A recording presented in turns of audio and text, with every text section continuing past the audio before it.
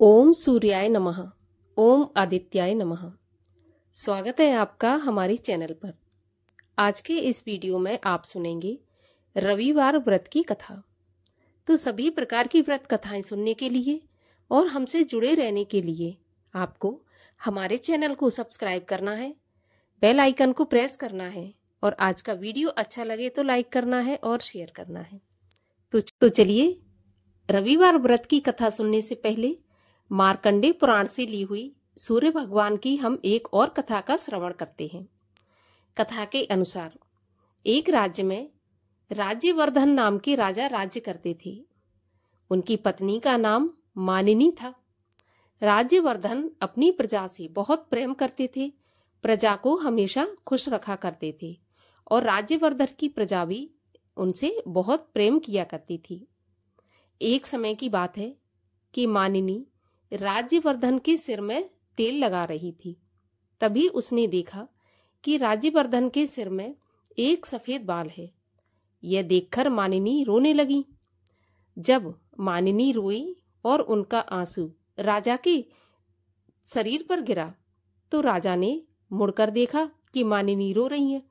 तब उन्होंने अपनी रानी से पूछा कि रानी, तुम क्यों रो रही हो? लेकिन रानी ने कुछ नहीं बताया। फिर दोबारा राज्यवर्धन ने पूछा कि मानिनी, तुम रो क्यों रही हो? तब उसने कहा कि राजन, मैं इसलिए रो रही हूँ, मेरे दुख का कारण यह है कि अब आपके बाल सफेद हो गए, यही मेरे दुख का कारण है। तब राजा ने मानिनी को समझाया कि देखो मानिनी, ये संसार का नियम है।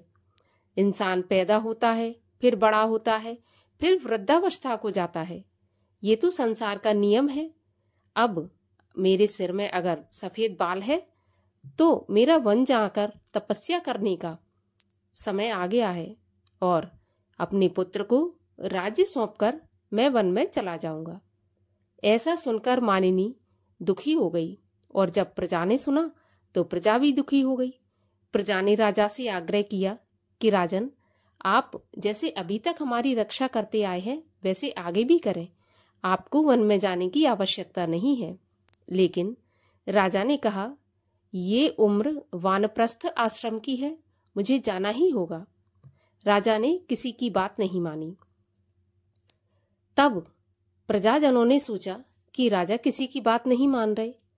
तब उन्होंने एक ब्राह्मण से पूछा, ऋषि से पूछा कि राजा वन जाने की जिद कर रहे हैं, अगर राजा जाएंगे तो हम भी जाएंगे, और अगर ऐसा हुआ कि सभी प्रजाजन तपस्या पर चले जाएंगे तो जो भी कार्य हैं इस पृथ्वी पर वो सब रुक जाएंगे, कोई काम नहीं हो पाएगा।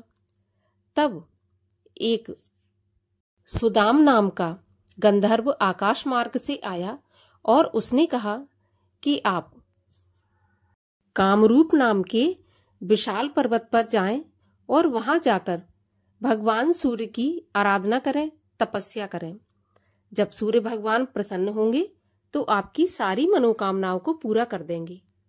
प्रजा ने जब ऐसा सुना तो प्रजा उसी पर्वत पर गई जहां पर सुदाम नाम के गंधर्व ने बताया था और वहां जाकर प्रजा तपस्या करने लगी। 3 महीने तपस्या करने पर भगवान सूर्यदेव प्रसन्न हो गए और साक्षात दर्शन देने आए। जब भगवान सूर्य ने दर्शन दिए तो प्रजा से कहा कि वर मांगो। तब प्रजा ने वर मांगा कि हमारे जो राजा है राज्यवर्धन, उन्हें आप निरोगी करें, लंबी आयु प्रदान करें, और हम चाहते हैं कि वो 10,000 वर्षों तक राज्य करते रहें। भगवान सूर्यदेव तथास्तु कहकर अंतर ध्यान हो गए। प्रजा बहुत खुश हो गई। प्रजा खुशी खुशी अपने राजा के पास आई और राजा को यह शुभ समाचार सुना। जब मानिनी ने सुना तो मानिनी भी बहुत खुश हो गई, लेकिन राजा उदास हो गया। तब मानिनी समझ नहीं पाई और राजा से पूछने लगी कि महाराज, अब तो आपकी आयु लंबी हो गई, निरोगी भी आप रहेंगे, 10,000 वर्षों तक आप इसी प्रकार राज्य करते रहेंगे, फिर आपको क्या परेशानी है, आप उदास क्यों हैं? तब राजा ने कहा, रानी, मैं तो 10,000 वर्षों तक जीवित रहूंगा, परंतु क्या मेरे साथ तुम जीवित रहोगी? क्या मेरे पुत्र पौत्र जो हैं वो जीवित रहेंगे? क्या मेरे जो शुभ चिंतक हैं, जो प्रजाजन है वो जीवित रहेंगे? ये तो सब चले जाएंगे। जब ये सब चले जाएंगे, मृत्यु को प्राप्त हो जाएंगे, तो मैं अकेला यहाँ पर कैसे जीऊंगा, क्या करूंगा। तब राजा ने कहा कि जिस पर्वत पर जाकर प्रजाजनों ने मेरे लिए तपस्या की, मैं भी उसी पर्वत पर जाकर तपस्या करूंगा और सूर्य भगवान को प्रसन्न करूंगा। तब राजा ने निराहार रहकर 1 वर्ष तक उस पर्वत पर जाकर तपस्या की, भगवान सूर्यदेव की आराधना की। तब सूर्यदेव ने प्रसन्न होकर राजा को दर्शन दिए और कहा, राजा वर मांगो। तब राजा ने वरदान मांगा कि प्रभु, आपने जैसे मुझे 10,000 वर्षों तक जीवन दिया है, निरोगी काया दी है, आपने मुझे राज्य दिया है, उसी प्रकार मैं चाहता हूं कि मेरे पुत्र पौत्र आदि, मेरी जो संबंधी है, मेरी जो प्रजाजन है, वो भी 10,000 वर्षों तक मेरे साथ रहे। तब भगवान सूर्य ने राजा की तपस्या से प्रसन्न होकर उसे तथास्तु कहा और अंतर्ध्यान हो गए। तो कथा का तात्पर्य यह है कि जो भी कोई सूर्य भगवान की आराधना करता है, मन से उनसे प्रार्थना करता है, तो मनुष्य को निरोगी काया, लंबी आयु, धन, वैभव और कीर्ति, सभी प्रकार की सुख समृद्धि प्राप्त होती है। और अब सुनते हैं रविवार व्रत की कथा। कथा के अनुसार एक बुढ़िया माई थी। उसका नियम था, प्रत्येक रविवार को सवेरे स्नान आदि कर, घर को गोबर से लीपकर, फिर भोजन तैयार करके भगवान को भोग लगाकर स्वयं भोजन करती थी। श्रीहरि की कृपा से उसका घर अनेक प्रकार के धन धान्य से भरपूर था। घर में किसी प्रकार का कोई विघ्न या दुख नहीं था। सब प्रकार से घर में आनंद रहता था। इस तरह कुछ दिन बीत जाने पर उसकी एक पड़ोसन, जिसकी गाय का गोबर वह बुढ़िया लाया करती थी, विचार करने लगी कि यह बुढ़िया सदा मेरी गाय का गोबर ले जाती है। इसलिए वह गाय को घर के भीतर बांधने लग गई। बुढ़िया को गोबर न मिलने से रविवार के दिन अपने घर को न लीप सकी। इसलिए उसने ना तो भोजन बनाया, न भगवान को भोग लगाया, और स्वयं भी उसने भोजन नहीं किया। इस प्रकार उसने निराहार व्रत किया। अब रात्रि हो गई और वह भूखी ही सो गई। रात्रि में भगवान ने उसे स्वप्न दिया और भोजन न बनाने तथा भोग न लगाने का कारण पूछा। तब बुढ़िया ने गोबर न मिलने का कारण सुनाया। तब भगवान ने कहा कि माता, हम तुमको ऐसी गाय देते हैं जो सभी इच्छाएं पूरी करती है, क्योंकि तुम हमेशा रविवार को गाय के गोबर से घर लीपकर भोजन बनाकर मेरा भोग लगाकर खुद भोजन करती हो। इससे मैं बहुत प्रसन्न हूँ। मैं निर्धन को धन और बांझ स्त्रियों को पुत्र देकर दुखों को दूर करता हूँ तथा अंत समय में मोक्ष देता हूँ। स्वप्न में ऐसा वरदान देकर भगवान अंतर्ध्यान हो गए। सुबह जब बुढ़िया की आंख खुली तो वह देखती है कि आंगन में एक बहुत सुंदर गाय और बछड़ा बंधे हैं। वह गाय और बछड़े को देखकर बहुत प्रसन्न हुई। उसको घर के बाहर बांध दिया और वहीं खाने को चारा डाल दिया। जब उसकी पड़ोसन बुढ़िया ने घर के बाहर एक अति सुंदर गाय और बछड़े को बंधा देखा तो द्वेष के कारण उसका हृदय जल उठा और उसने देखा कि गाय ने सोने का गोबर किया है। तो वह उस गाय का गोबर ले आई और अपनी गाय का गोबर उसकी जगह रख आई। वह प्रतिदिन ऐसा ही करती और सीधी सादी बुढ़िया को इसकी खबर भी नहीं होने दी।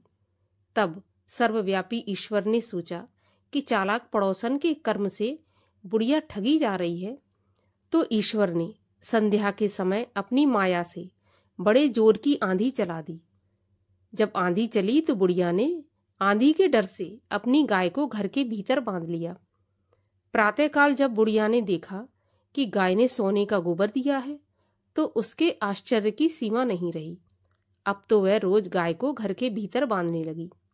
उधर पड़ोसन ने देखा कि बुढ़िया गाय को घर के भीतर बांधने लगी और उसका सोने का गोबर उठाने का अब दाव नहीं चलता। तो वह ईर्ष्या से जल उठी और कुछ उपाय न देख पड़ोसन ने उस देश के राजा की सभा में जाकर कहा कि महाराज, मेरे पड़ोस में एक बुढ़िया रहती है।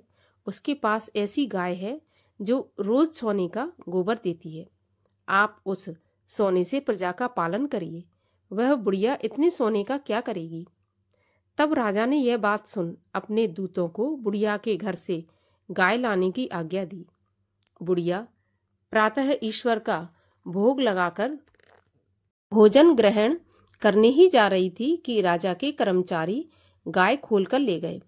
बुढ़िया काफी रोई चिल्लाई, किंतु कर्मचारियों के सामने कोई क्या कह सकता था। उस दिन बुढ़िया गाय के वियोग में भोजन नहीं कर सकी और रात भर रो रोकर ईश्वर से गाय को दोबारा पाने के लिए प्रार्थना करती रही। उधर राजा गाय को देखकर बहुत प्रसन्न हुआ, लेकिन सुबह जैसे ही वह उठा सारा महल गोबर से भरा दिखाई देने लगा। राजा यह देखकर घबरा गया।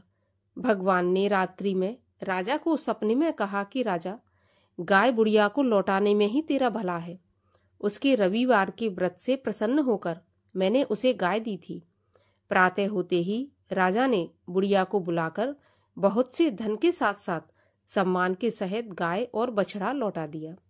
उसकी पड़ोसन को बुलाकर उचित दंड दिया। इतना करने के बाद ही राजा के महल से गंदगी दूर हो गई।